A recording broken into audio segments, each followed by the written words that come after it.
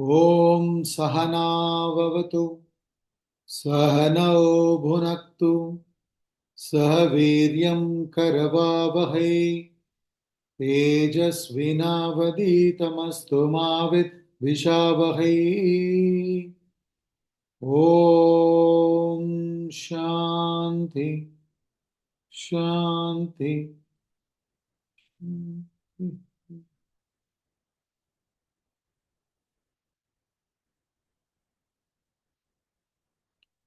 We'll chant Srimad Bhagavad Gita, chapter 2, verses 51 to 55. कर्मजं बुद्धियुक्ता हि फलं त्यक्त्वा मनीषिणः जन्मबन्धविनिर्मुक्ताः पदं गच्छन्त्यनामयम् यदा ते मोहकलिलं बुद्धिर्व्यतितरिष्यति तदा गन्तासि निर्वेदं श्रोतव्यस्य श्रुतस्य च श्रुतिविप्रतिपन्ना ते यदा स्थास्यति निश्चला समाधावचला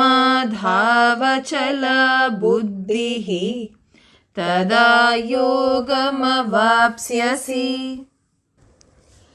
अर्जुन उवाच स्थितप्रज्ञस्य का भाषा समाधिस्तस्य केशव स्थितधीं किं प्रभाषेत किमासीत व्रजेत किम्। श्रीभगवानुवाच प्रजहाति यदा कामान् सर्वान् पार्थमनोगतान् आत्मन्येवात्मना तुष्टः स्थितप्रज्ञस्तदोच्यते। We have seen so far up to shloka number 51 in this chapter. This chapter 2 of the Bhagavad Gita is entitled as Sankhya Yoga, the yoga of knowledge. Now, we have seen 4 topics and we are in the 5th topic. For understanding the thought flow better in every chapter, Swamiji, our Guru, through his research, has given every chapter in different topics format.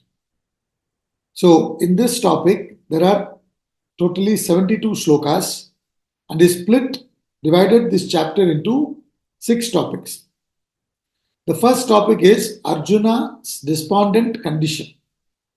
The previous chapter's name is what? Arjuna Vishada Yoga. The yoga of Arjuna's despondency, mental state of despondency. That was the previous chapter's title. The whole chapter showed us how Arjuna slowly fell for his emotions and succumbed to his emotions and became inactive. He said, I will not fight. He was completely depressed. And his condition continues here in the second chapter. So the first 10 shlokas gives the picture of Arjuna's change of heart also. Because after Arjuna became quiet, Sri Krishna whips him up with powerful words. He has not started giving Bhagavad Gita yet. In the beginning of this chapter, he doesn't give Bhagavad Gita, meaning the philosophy of life. He simply whips up Arjuna with stinging words. He says, Kutastva kashmalamidam vishame samupastitam anaryajustam ashwargyam akirtikaram Arjuna klaibyam masmagama partha naitad vayupapadyate shudram hridaya daurbalyam tyaktotishta parantapa. He slaps Arjuna, you can say, with powerful words. What are you doing on a crisis moment, man? You're behaving like a coward. You should have not come to the battlefield. But having come to the battlefield, you should stand up and face the challenges. Instead of that, you are coming and giving all kinds of logics and reasons. which doesn't fit the context. You may take it out of context and look at it, it may be nice philosophy, nice logic, reason. But in the context, it doesn't fit. What are you talking? When he says such powerful words, then Arjuna understands that he is confused. And what is he confused about? He very clearly says, see, as a Kshatriya, I understand my Swadharma is to fight the battle when the challenges I have to face with, confronts me. So, as a Kshatriya, whose Dharma is what? To administer, to establish Dharma, to rule the kingdom, or support the rulers to establish Dharma. All that, including defense, warfare, everything becomes part of Kshatriya Dharma. Now, therefore, as a Kshatriya, I know I have to fight this battle. But in this battle, there is Bhishma, Drona. Drona is my guru. Bhishma is my great-grandfather. I have to fight against these people with weapons. I have to kill them also. So, in fact, I should be indebted to them. Rather than that, I'm now going to fight. So, I'm not able to understand that. I'm confused there. And the other is, as a grasta, I'm not supposed to go and, take bhiksha, seek alms, begging. I'm supposed to earn my living. See, our, gurus, they divided life into 4 parts or 4 stages, you can say. First stage, brahmacharya. Second stage, grihastha. Third stage, vanaprastha. Fourth stage, sannyasi. All this leading towards moksha. All this keeping moksha as the goal in mind. They are leading us towards that goal only. So, first, as a brahmachari, as a student, you have to gain these values, learn this dharma. So, it is dharma pradhana ashrama. And then, dharma pradhana ashrama means you learn these values. You study the scriptures under the guidance of a guru, gain all the values, and then come to grihastha ashrama. Here in grihastha ashrama, using the dharma, you have to earn your wealth, enjoyment. You understand? So this is karma pradhana ashrama, but karma underlined by dharma. So here you, being a grihastha, you have to earn your living.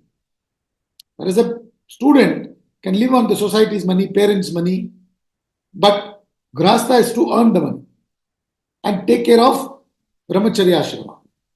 Not only brahmacharya ashrama, those who have gone through brahmacharya ashrama and have helped themselves to raise their mind beyond the worldly acquisitions and enjoyments, having contributed enough to the society, now they take a back seat, handing over it to their children, etc., the next generation. And they are now slowly focusing on jnanam. They do sadhana pertaining to that. They lead a very simple life. You understand? They lead a simple life of upasana and jnanam. Then comes sannyasa, which is absolutely jnana pradhana ashram, where they are only interested in gaining the knowledge, nothing else. In fact, we have to mature like this. As an adult, we have to grow up like this. When we become 60, 65, 70, we should be more interested in these higher knowledge things so that these small things doesn't disturb us. But that's not has happened today. That's why a lot of people, even though they become old, they have not really matured to that level, so they suffer. People are not taking care of me. This kind of talks are going on behind the scene, waiting for me to die. All these things affects you. Why? Because your mind is not moved away. That's why you are affected by what is happening in the world. So, now, dharma pradhana, karma pradhana, upasana and jnana, and then jnana pradhana. This is how it is. But pradhana means predominantly. So, this is how you move. Arjuna, where is he? He is in grihastha ashram. being a Grahastha and a Kshatriya, he cannot leave his duty and go and beg. But he says, Arey yaar, if I fight, I have to kill these people, I'll be incurring sin. They are good people. I have to be grateful to them, not fight with weapons. On the other hand, if I don't fight, if I don't do my duty, what do I have to do? I have to depend on the society, begging. But that is also not what I'm supposed to do. So I'm confused. Then he understood that he's confused. This is a very big change. And he surrenders to Sri Krishna. He says, my nature is overpowered by the taint of pity. Karpanya dosha upahata swabhavaha prichami tvam dharma sammuda chetaha yashreyasya nishchitam bruhi tanme shishyasteham shadimam tvam prapannam. I'm confused. I don't know what is right, what is wrong. Tell me what is good for me. And I'm thy disciple. You are my guru. So please tell me. He completely surrenders. This is first 10 shlokas. After he surrenders, from verse number 11, the second topic, 11 to 30, indestructibility of the embodied, of the Supreme Self. We are all a combination of spirit and body, mind and intellect. Now, ignorant person who doesn't know about his or her original nature, being the Atma, the Self, they identify with the body, mind, intellect. They think they are embodied. Understand? But honestly speaking, when you inquire, you understand that you are actually indestructible. The Atma you are, not this body, mind, intellect. Wise person understands this. A wise person only identifies with spirit, not with matter. So they know that Atma is eternal, Atma is the truth, Satya, real, everything else is Maya or Mithya, and Atma is Sarvagata, all pervading, and Atma is Ajaha, unborn, Atma is Amrita, it is beyond death, Atma Akarta, it doesn't do anything, it's a non-doer, Atma Abhokta, therefore Atma doesn't enjoy anything in the sense it doesn't have any karma, it doesn't incur any pap or punya, etc. So Atma Anatma Viveka, Sri Krishna gives in this verses 11 to 30. Where you understand what is Nitya, what is Anitya. And then with that clear knowledge, you are supposed to identify with Nitya, not with Anitya anymore. So then with that understanding, what are you supposed to do? You're supposed to do your duty. 31 to 40, he talked about doing your duty, emphasizing on performing the action. Throughout the Gita, you will see you have to perform action. You have to perform action. Sri Krishna never accepts, or Vedanta philosophy never accepts you being in the world and not acting. You don't want to do action, take up sannyas. But taking up sannyas is not actually taking up. You have to grow up to that level. Very few people have evolved to that stage. That's what he's talking now. So therefore, even a sannyasi has certain karmas in sannyasa dharma that he or she has to follow that. So therefore, he says your duty is to act. This is from 31 to 40. But unfortunately, what happens when we act? One set of people do not act. Other set of people, they act, but they are propelled by their desires. So he talks about this particular set of people whose actions are desire-ridden. That he talks from 41 to 44. Desire-ridden actions. Meaning, when you look at Veda, which is the scripture or body of knowledge, it has two portions, you can say broadly. Ritualistic portions and philosophical portion. The ritualistic portions are contained in the Brahmana, Mantra and Aranyaka. And majority are stuck there. They are only interested in gaining wealth and enjoyment. Therefore, they want to use this Vedic ritualistic portion and to gain acquisition and enjoyment. For them, acquisition and enjoyment is the end-all and be-all of life. You can't think of anything beyond. Therefore, they will quote Vedas, Vedas meaning the Veda Purva Bhaga, the ritualistic portion, the beginning portion of the Vedas. They'll quote that. And they'll keep on doing that. That's it. nothing else. They are so confused. So they'll do this ritual for this one, they'll do that ritual for that one. They'll be completely going about like this, their life. So Sri Krishna says, don't get lost like that. You have to do karma yoga. So 45 to 53 is what the topic that we are in now. We have turned up to 51 shloka. So 45 to 53, the topic is desireless actions lead to self-realization. Desireless action leads to self-realization. So he is talking about karma yoga here. How to do action. He said your action should be done as a dedication for a higher purpose. Don't think about the result. Pitch up a goal, act, forgetting the personal results that you may be interested in. Nothing wrong. You have these desires, no problem. But pitch up a goal, give a direction to your desires. When you act desire ridden, you're not giving any direction to your desires. The whole purpose of life is to simply fulfill the object of the desires. That's all. The very reason you go to school is to gain that intelligence, so that you can use the intelligence and gain acquisition, acquire the world and enjoy. Think beyond. Very small thinking. What Sri Krishna says is, listen, you have desires, nothing wrong. You are here, you have desires, no problem. Final stage is when you have to go beyond all the desires. But now what you have to do is, instead of just working for your desires, work for a larger purpose, higher cause, larger goal.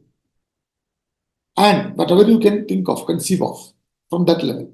And once you reach that level, then you escalate it further and further. When you act like that, whatever comes as a result, you accept as prasad. So what is that? Arpana bhav, and then accepting anything as prasadam. This is Karma Yoga. Now, because of this, what happens? Your mind will be calm, composed. And because you're composed and serene, you will be able to think better and act better. You will do action skillfully. As a result, you will be achieving your goals, which will fetch you the prasad of material wealth.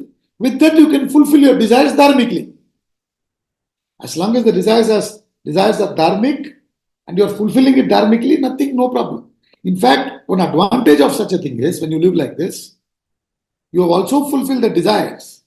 And the fact that you have not been thinking about the desires while acting, you have not been thinking about it. Isn't it? Because you have pitched up a higher goal. You're only thinking about that. So since you have not been thinking about your personal desires, your mind is not dwelling upon it constantly. Therefore, you are not creating more vasanas. So what is happening? In one shot, by performing Karma Yoga, you are not only fulfilling your desires dharmically, but you are also rising above your vasanas. Slowly, you are also maturing. This is what he calls as Yoga Karmasu Kaushalam. He says in 48th shloka, he said, Samatvam Yoga Muchyate. Mind becomes balanced, calm, serene, composed. That is yoga. Then he says, Yoga Karmasu Kaushalam in 50. You will be doing your actions skillfully. But skillfully doesn't mean you are skillfully stealing a bank or anything like that. Skillful means you are materially successful as well as spiritually evolving by reducing vasanas. This is what Karma Yoga will do to you. So then he said in 51, that's the last shloka we saw. So this is the thought flow. There was a gap of, I think, 2 weeks in between. And I'm not sure whether you are studying every day. So, therefore, I thought it's better we start with this little bit of summary, thought flow, then come to verse number 51, where we left. He says, Karmajam buddhi yuktahi Phalam tyaktva manishinaha janma bandha vinirmuktaha padam gacchantya namayam. The wise person, manishinaha, united to knowledge. A wise person is always united to wisdom, united to the self-knowledge, united to viveka, discrimination. After discriminating between nitya and anitya, he identifies with nitya. So he says, the wise united to knowledge, renouncing. What happens? And a person is very clear, renounces the fruit of action. He's not interested in the result. See, when you understand that you get what you deserve, not what you desire, why would you be interested in the fruit of your desire? You would start working upon yourself to deserve and things will come to you. So you'll drop the attachment to the result, the fruit of action. And thus functioning, you will reduce the vasanas. And when you reduce the vasanas, what happens? You go beyond the bond of death, become liberated. Bond of birth. What is bond of birth? What causes you to be born? Your vasanas. So you become free from your vasanas. And then he says, indeed, reach the state beyond evil. You will reach the state beyond agitation, state beyond desires and vasanas, state beyond papa and punya, state beyond agitation. You will become liberated. This much we have seen. So Karma Yoga, will it do directly? And he says, yes, no doubt, you do Karma Yoga. He says you will become free from the attachment, then you go to liberation. But will you go to liberation directly? You can't go to liberation directly through Karma Yoga. A lot of people think like that. Just merely doing actions, I'll get there. Then, does it mean then I should not do action? No. Adi Shankara very clearly explains in Atma Bodha. He says, Pakasya vanni vajnanam vina mokshyo na siddhyate. Just like how fire is the direct means for cooking. He says knowledge is the direct means for liberation. Now, you go to the vegetable shop, buy the vegetables, you come back home, you clean them, you cut them, you peel them, you marinate them, and then you cook it in fire. Till you cook it in fire, you cannot eat. So therefore, what finally helps you to eat? Cooking. That's a direct means. That doesn't mean all others are not important. All other practices are what? Indirect means for cooking. Similarly, what will remove your ignorance is knowledge. Knowledge of the self. Ignorance is of the self, therefore gain the knowledge of the self. But knowledge of the self will not go in. It will not go in if you are not purified. If you do not have Chitta Shuddhi and Chitta Ekagrata. So therefore, you have to do Karma Yoga and attain Chitta Shuddhi. What is the Chitta Shuddhi? What it will do? All that he explains in the next sloka. You understand? He calls it as Vairagya. You develop Vairagya through Karma Yoga. And then you are Vairagya in the sense you understand. He'll explain. So then through that level, from that level, you will be able to gain knowledge. And then you can go to Dhyanam and then liberation. So let's see sloka number 52. Yada te mohakalilam buddhirvyatitarishyati tada gantasi nirvedam shrotavyasya shrutasya cha.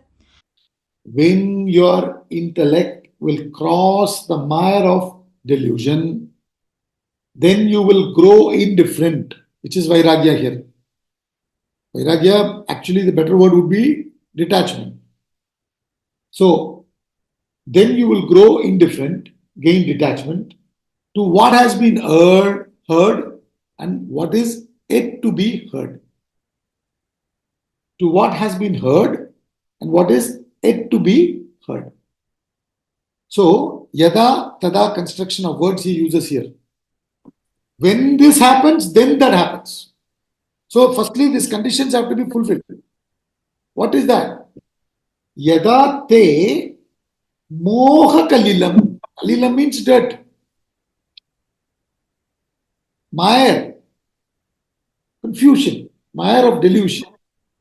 Yada te moha kalilam. What is confused? Buddhi. When you say buddhi, manas, people get confused. Both are actually manas only. But we specifically use the word manas means flow of thoughts. We specifically use the word manas in many contexts to mean the mind which is indiscriminate thought flow, emotions, feelings, impulses, likes, dislikes, desires. We use the word buddhi when we talk about discriminate thought flow. You understand? Discriminate thought flow, buddhi. The job of the buddhi is what? What does it do? Analyzes, separates. It should separate the right from the wrong. It should understand clearly what is right, what is wrong, what is good, what is not good, what is liberation, what is bondage. All this it should understand. But instead of understanding, fellows are totally confused. What goal to pursue, what goal not to pursue? People are confused. If I just pursue knowledge, who will give you food? Who will give you food? How will you have to work? People, therefore, we have to give ourselves more importance to acquisition. Like that, people are confused, totally deluded. So therefore, he says, when your intellect will cross the mire of delusion, buddhi vyatita rishyati. When buddhi will cross the mire of delusion, meaning when the delusions leave, then you will grow indifferent. Tada gantasi nirvedam. Nirvedam means detachment here. You go beyond Vedas. A very interesting choice of word. Beyond Vedas in the sense, you go beyond the ritualistic portions. You thereafter do not do rituals. Do not do rituals doesn't mean you go against rituals. What it means is, rituals are done for certain purposes. You want wealth, certain rituals. You want children, you want certain rituals. You want name, fame, there's certain rituals, etc. So you do rituals, sacrificing to a particular devata, you follow certain procedures, all these things. So in the modern context, what? Going to work, doing business, just living with acquisition and enjoyment as the end all and be all of life. That's all. That is, in the modern context, following rituals. Very mechanically we do this also, isn't it? Mechanically we go to work, mechanically we wake up, mechanically we go to work, mechanically we come home, mechanically we eat and sleep. Go on doing this. Going on hoarding and hoarding and hoarding, not knowing for what purpose, and we keep on doing this. So he says, Tada gantasi nirvedam. They'll become detached from this. The mind would have understood what? What is detachment? Detachment means as a result of clear viveka. See, just merely going to the school or Gurukul and standing under the Guru through the scriptures in Guru's guidance, you may understand many things. But practically, sometimes, you still have certain desires. For practically the desires to go, you need to be in Grahastha Ashrama, many of the students. Very few students like Adi Shankaracharya or Vivekananda Swami, you can go from brahmacharya to vanaprastha and sannyas. But not everyone. Like Swami Vivekananda and Swami Shankaracharya, Adi Shankara, and few others, you can move from brahmacharya to sannyas. But everybody else cannot. You have to go from grahastha and vanaprastha and sannyas. So he says, you are now seeing practically, you are working for all these things. Slowly, slowly with the knowledge, and you are working in the spirit of Karma Yoga, you are also enjoying the world. Slowly, slowly, what will happen in your head or what should happen? You understand, what is all this? I was running after all these things purely thinking that this will give me that enjoyment and satisfaction fully. But what is happening is the more I get, the more I want. This doesn't seem to end only. What to do? You understand? It goes on and on and on. In modern context, if you have to say, we lived our life without any credit cards. Then they introduced debit cards, ATM card, debit card. Then slowly, slowly, credit cards. Now 1, 2, 3, 4, add on, pata nahi kya kya name, they give all kinds of cards. So from one card we are paying to the other card, and this is how we are living. So you're stuck. You understand these things. What has happened now? Okay, in my house there was a old bicycle, and now then I got a new bicycle. Then I got a motorcycle. I got a better motorcycle. Then I got better car and better car, etc., etc. But still the same kind of agitations are continuing. In what way my quality of life has improved? Quality of living has improved, no doubt. What about quality of life? So therefore, slowly, slowly, what will come? Detachment will come. So that is what he's saying. Tata, tata, gantasi nirvedam. Then that fellow will get vairagya, detachment, indifferent. To what? To what has been heard and what is yet to be heard. Shrotavyasya, shrutasya cha. To what has been heard and what is yet to be heard. See, hearing symbolizes one experience. Hearing, smelling, tasting, touching, all these are our experiences. So hearing represents one experience. So when he says you will grow out of what has been heard, means you will grow out of all your experiences that you have gone through. Not only all the experiences that you have gone through till date, you will grow beyond. You will also grow beyond all those experiences that you are yet to go through. Correct or not? Every Friday, a movie is released. I don't know about abroad. India, it is like this. Now OTT also like that, isn't it? So you wait for those movies in the beginning.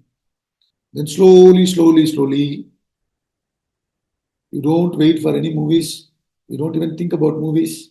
You're not against it. You may watch it once in a while when it is, you think somebody tells you it's a good movie, you can learn something from it, or it's nice. Okay, fine, you watch it. But then mind is not there. Not only with reference to the movies you've seen, even the new movies, you understand. Exactly like the toys that you played with. You played with certain toys. All of us played with certain toys when we were children. Now, we have grown up. Now, when you see your children or grandchildren playing, they play with all kinds of sophisticated toys. Do you get involved? In those toys, I didn't play.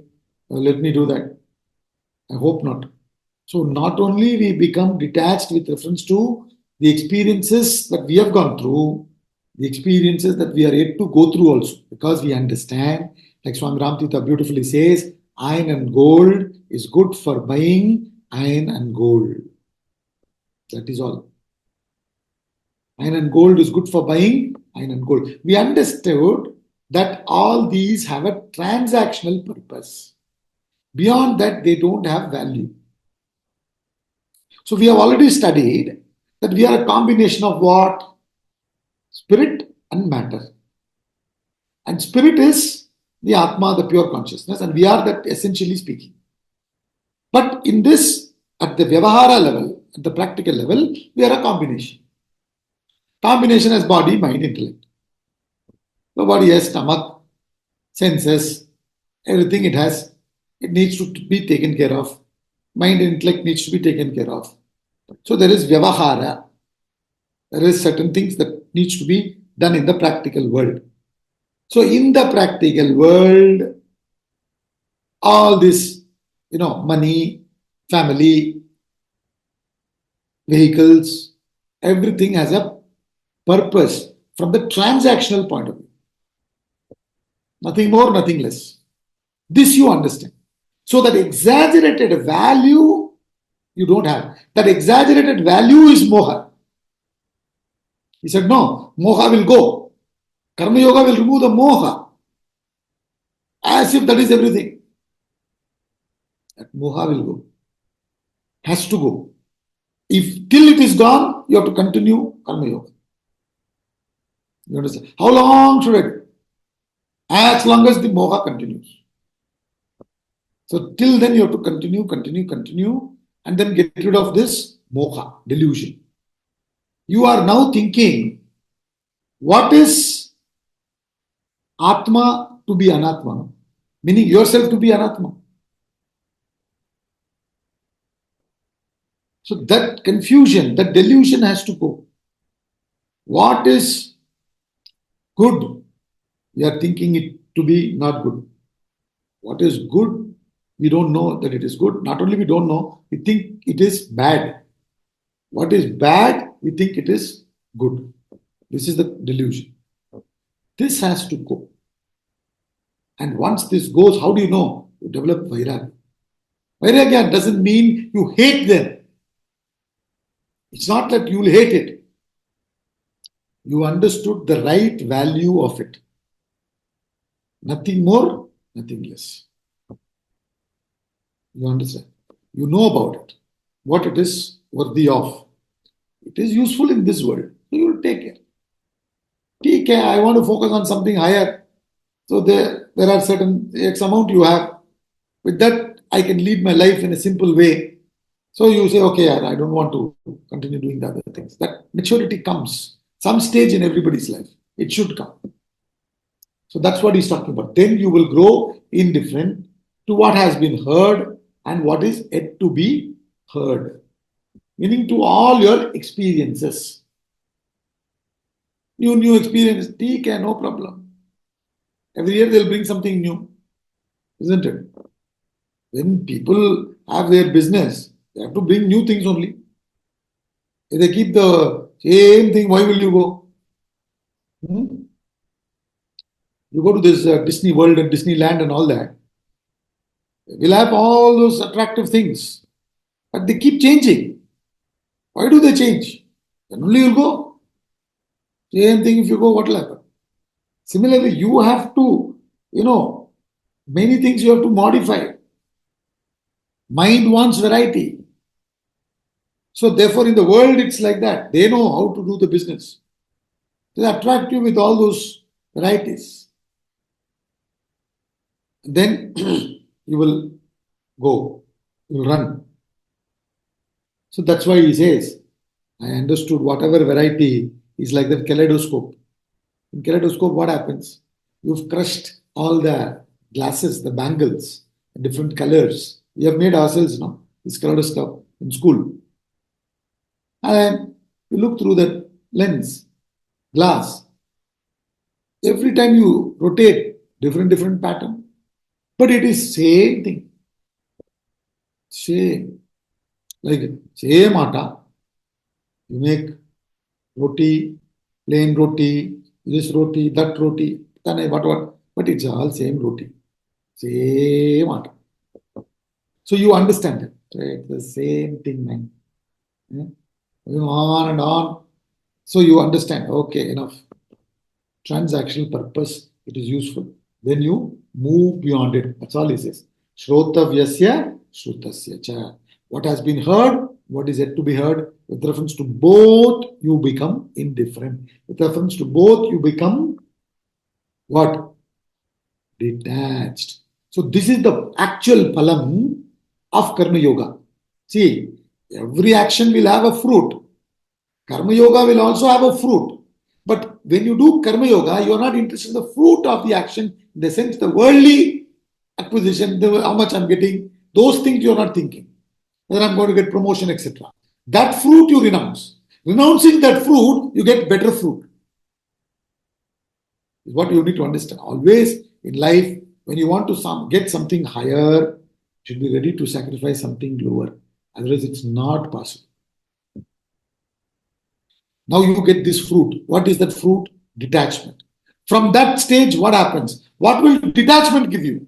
What is that vairagya which brought about, what is that viveka that brought about vairagya will give you? That he talks about in the next shloka. Let's go to shloka number 53. Shruti vipratipanna te yada stasyati nischala samadhavachala buddhihi tada yogamavapsyasi.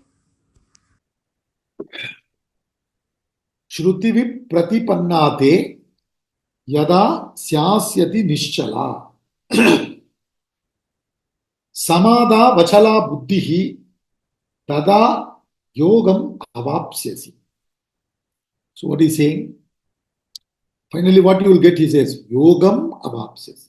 So what will you get? You will get yoga, he says. What is yoga in this context? Moksha, self-realization, liberation, freedom. So he first says, when your intellect, when your buddhi, shruti pratipanna buddhi, the buddhi that is confused, isn't it? It's the buddhi that is confused. It is the buddhi that is perplexed by what has been heard, meaning all your experiences. It's confused. Should I go towards wealth, or should I go towards enjoyment, or should I go over this? Which one should I go? Knowledge, everywhere. Should I go to this temple or that temple? On Monday, I should go to that temple. Tuesday, I go to this temple. Wednesday, Thursday, Friday, Saturday, Sunday. But बहुत सारा temples है, more than 7. So दो करके, अगर morning and evening, if I go also 14. But लेकिन in the area where I live only, you will think 25,000 temples are there. Where to go?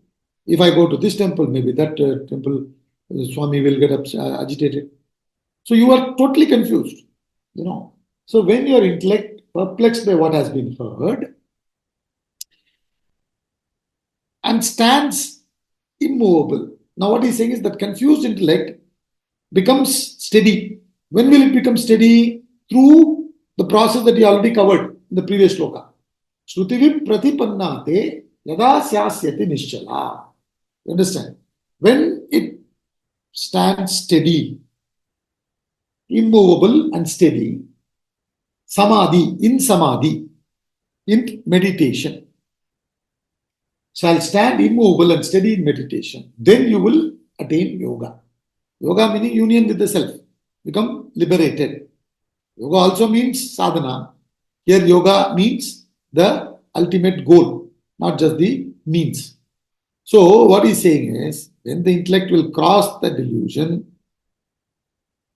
comes out of that confusion. What confusion? All those delusions he talked about. You understand? That as if wealth is end all and be all of life, as if relationships is end all and be all of life. When your intellect grows out and attains that clarity, indifference or vairagya, places the right value, then the mind is now available for higher study, reflection. Or rather, it will now start understanding the scriptures clearly. Till now, the mind is so preoccupied that it fails to understand things correctly. How much ever you study, One side of the mind is saying, "Arey, complete this fast so that you can get on to that appointment." You don't go to that appointment, you may not get that money, you may not get that desire fulfilled, whatever. So you're not really have been able to focus. So now he says it will stand immovable and steady. Mind keeps on moving. Astira chanchala. Mind is compared to monkeys. And monkey has the biggest cage in the zoo. Because it cannot be in one place. Even in one place, it will be constantly agitated. So our mind is like that. It moves from one to another. And even if you give it a focus, it doesn't stay there. So, he already spoken about these things. Vyavasaya, Atmika, Buddhi and all that he said. The Buddhi becomes steady with Vairagya. Thereafter, even if people promise you heaven, you keep your heaven, Baba. I don't want all that. Taste it. Now, what you will give better? Huh? Big deal. I don't want all that. You don't want in the sense, not that you are against it. You understand, even that is finally what? The delaying process. All this heaven given and all is nothing but delaying process. So you keep it. So you will say that. You will have that strength to say that. You keep it. So therefore, he says, it will be immovable. It won't get again tempted going back to those experiences. What are we doing? We are moving from death to death only. No? We collect more and more desires. When we go after desires, we collect more and more desires. When we collect more and more desires, the resultant change. The resultant change, we give up this body and then we take up a new body. We are going from death to death to death to death. So we need to become free from this nonsense. That you will become free only when you understood. This is only useful for transactional purpose. Beyond that, it has no value. Once that clarity has come, you will stand steady. You understand? You will then get established in knowledge. That person will get established in knowledge. Meaning thereafter, nothing in the world, even though things that he is not experienced is promised something very superlative, it's okay. You understand? Because now my only goal is to gain the self. I am interested in waking up. You are promising me the kingdom in dream.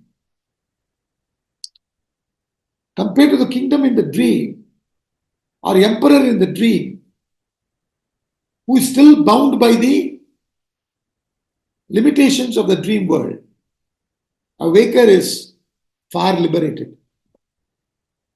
This clarity he has or she has. Therefore, they are interested in waking up, not being in a fascinating dream. However fascinating a dream may be, it is still a dream. You understand? So what's the point in being in the dream? They understand that. So therefore they say, we move into meditation, focusing more and more on the divinity. Samadhi. Mind becomes nischala, without agitation. Understand? He says, Samadho achala buddhihi tada yogam avapsyasi. It becomes steady. Always going on, running. Now it becomes calm. And when it becomes calm, like when the sun is reflecting on a river, but the river is so disturbed, let's say too much dirt is there. Too much dirt, like a lot of green mantle has covered it, reflection will not be seen. You remove the green mantle, but the water is running with so much of force, and therefore there's a lot of agitation, let's say, on the surface of the water. Still the reflection is not clear.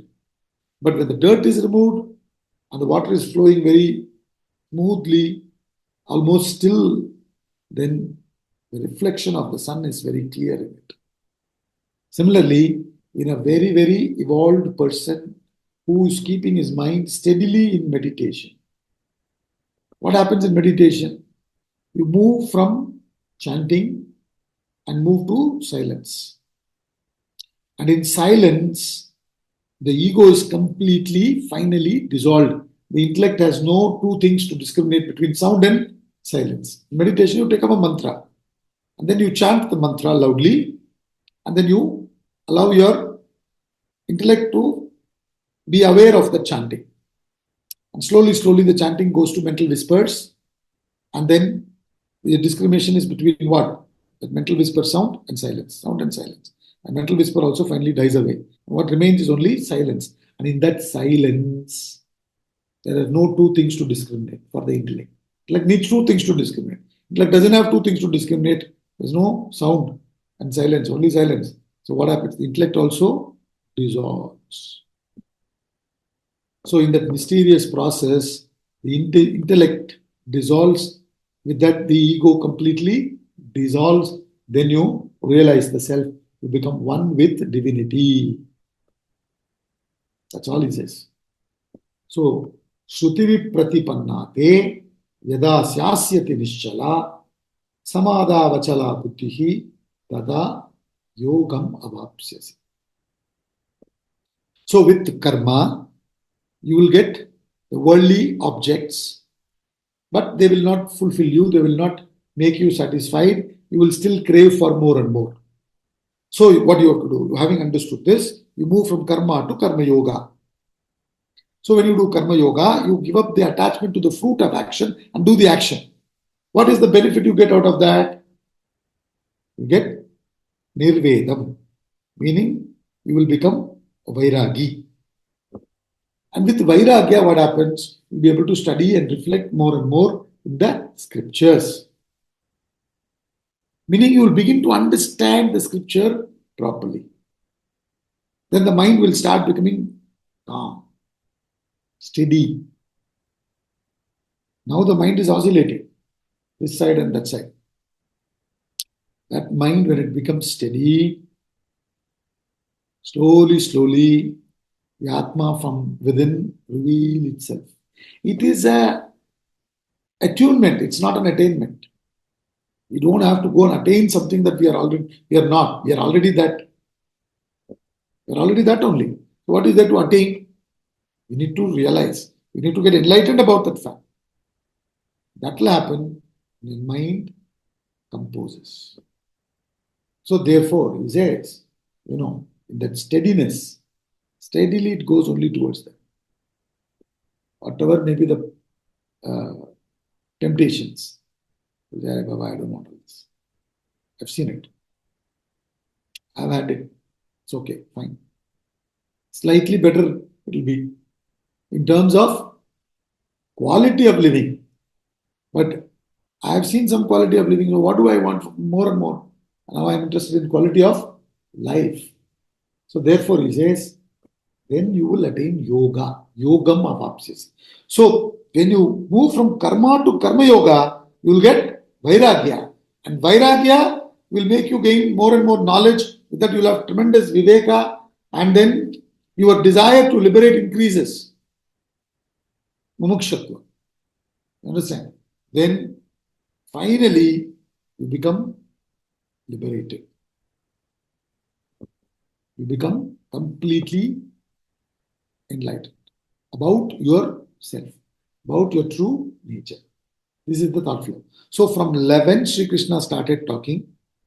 Till this 53, he talks. Now after this, whatever he wanted to say is already said. If you look at it from one angle, Gita is actually over. I mentioned to you, in the second chapter, he gives the entire Gita. Then he explains it further in the third chapter onwards, from the third chapter onwards. Then in the 18th chapter, again he concludes, gives the entire Gita in a different way. It's a nice, beautiful way of presentation. Now, Sri Krishna had said whatever he wants to say. And remember, this is a samvada going on between Sri Krishna and Arjuna. So now Arjuna, after having heard him say that you will finally go and reach that yoga, the path is this, you have to follow karma yoga and then you will go to jnana, and from jnana yoga you will go to meditation and liberate. All this he said. So now Arjuna asks a question to Sri Krishna. And that's how the Gita continues. And that question is about Sthita Pragya, enlightened person. This is a beautiful portion from shloka number 54 till 72. This portion is called Sthita Pragya portion. You can say a profile of a perfect human being. Definition or description of an enlightened person. That's the topic. 54 to 72. So that we will start seeing from next week. And I had a chat with Puneet, and Puneet said next week we can start in his house. So next few weeks we can have class in person, and also it will be available online. So we'll do it hybrid. But still we will confirm it online. You will get the message in the group, whether it's hybrid or only online. So I should get clarity from him in about 3-4 days time, I suppose. So, but most probably it will be hybrid class next week. Hybrid, the classes happen in Vasant Vihar. Okay. So if it's hybrid, whoever can come, please come there. Others who cannot attend in person, you can attend online. Let's conclude.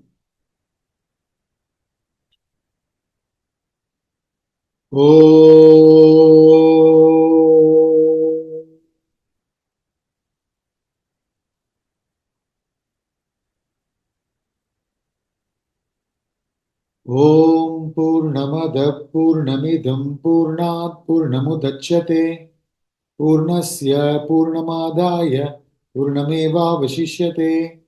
Om Shanti Shanti Shanti.